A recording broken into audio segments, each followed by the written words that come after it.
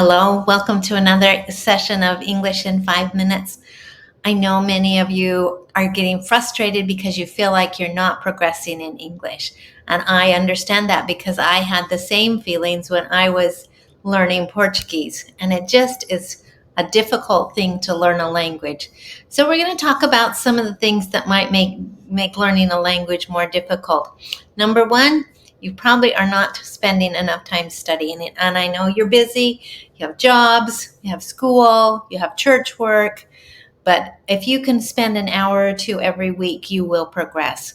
Also, it's hard to learn a language if you're not immersed in the language. When I learned Portuguese, I was in Brazil, so it was easier for me because I was surrounded by the English or by the Portuguese. So you need to find that same opportunity if you can. English is a hard language to learn. There's lots of silent letters, different ways to pronounce words. Learning a language just takes a lot of time. It took me about a year to feel like I was really making progress and be able to speak and say things.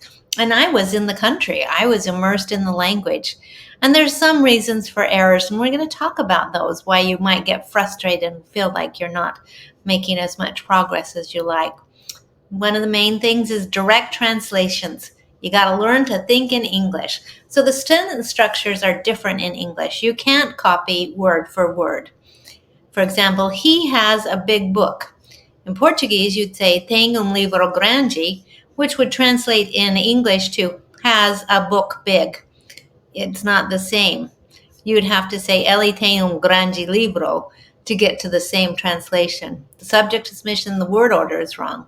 Questions, you just add an uplift at the end of a sentence to make a question, but we have to have a question word. Is the car new? You'd say o carro é novo, and there you got your sentence, but we changed the order of the words. If you're learning English from a non-native speaker, so you might have a teacher who's a Brazilian, which is great, but their accent will be the same as yours.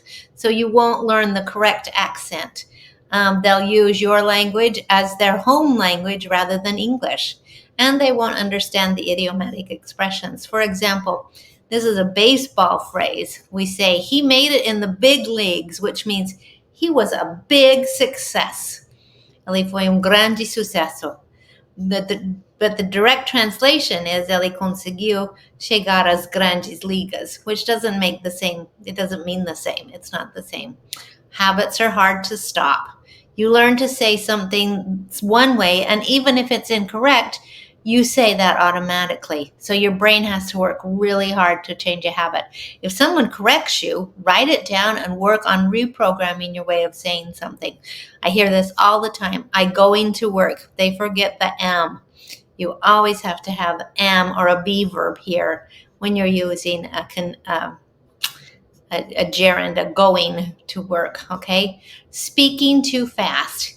You might think you need to speak as fast as an American. You don't. Slow down. You have an accent.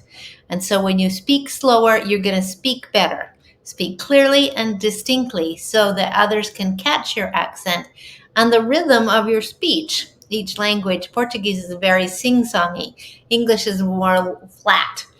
So I'm going to say this sentence. We're going to take the bus to the city, and then I want to visit the church and get some lunch. You probably didn't understand that because it was fast.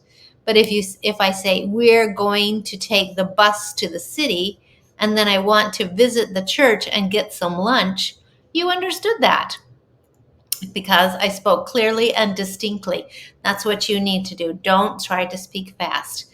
Some ways that you can expand your language exposure: watch American movies and shows, listen to American music, listen to American podcasts. There's lots of podcasts out there. And find an American who will help you by speaking with you even just a half an hour a day. Maybe have lunch with them, a phone call.